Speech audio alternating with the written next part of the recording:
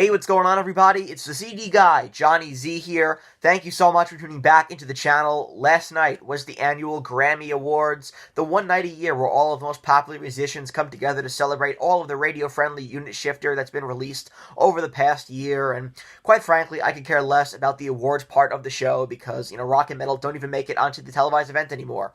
But the one part that I always make sure to watch is the In Memoriam tribute to those who died in the music industry over the last year. And I don't exactly know what I was expecting, to be honest, considering these are the same people who gave Eddie Van Halen a quick little nothing tribute when he died in 2021, and they totally forgot about Joey Jordison's death. But needless to say, I was disgusted at the lack of tribute to some of our rock and metal legends who passed away over the last year.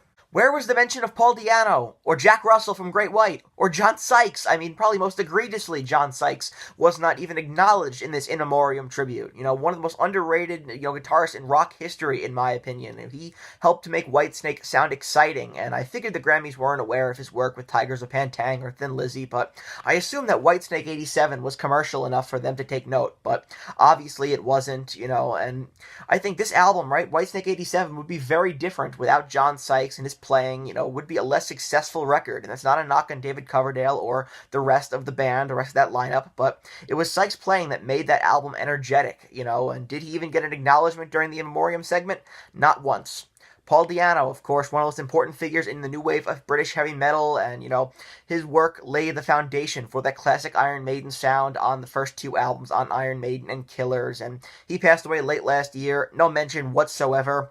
And Jack Russell, again, I thought 80s Great White might have been, commercial enough for him to have gotten a mention, but I thought wrong. Amazing vocalist, great frontman for the band in their prime, but I guess none of that matters to these people. It's all part of a bigger issue. And that bigger issue is the disrespect shown to rock and metal on a yearly basis by the Grammy Awards. It's disgusting and disappointing, and they've never respected hard rock and heavy metal as genres of music, and they go out of their way to avoid spotlighting it every year.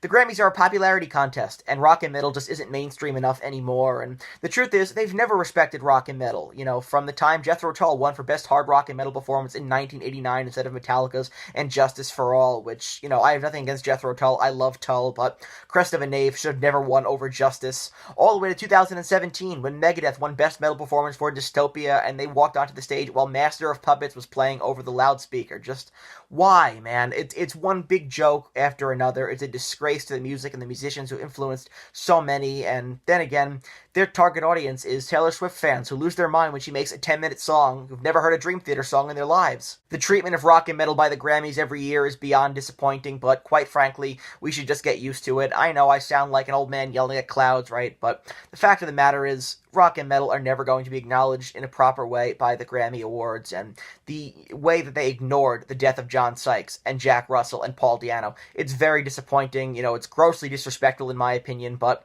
it's not necessarily surprising, and so at the end of the day, the Grammys just are not focused on rock and metal anymore, and so when it comes to that music and those musicians, they're not going to get the same level of attention or appreciation as other musicians, from other genres of music. And so it's a shame, but it's not going to change anytime soon, although I definitely feel very strongly that rock and metal should be, celebrated a lot more at the Grammys. It's not going to change a thing. So wanted to share my thoughts here, wanted to get it out of my system and, talk a little bit more about the gross disrespect by the Grammys last year to the likes of Jack Russell, John Sykes, and Paul Di'Anno, not acknowledging their deaths in the In Memoriam tribute, just the way that they treat rock and metal in general. So if you enjoyed this video or if you agree with me, please give it a thumbs up, subscribe to the channel down below, turn on the bell for notifications so you don't miss a new upload, and let me know down in the comment section below, do you still watch the Grammy Awards? Do you take them seriously? And were you surprised that John Sykes in particular, probably the most notable, I'd say, in terms of a commercial audience, did not get a single mention during the In Memoriam package? I want to hear from you. And until next time, it's the CD guy, Johnny Z, signing off. Take care, everybody.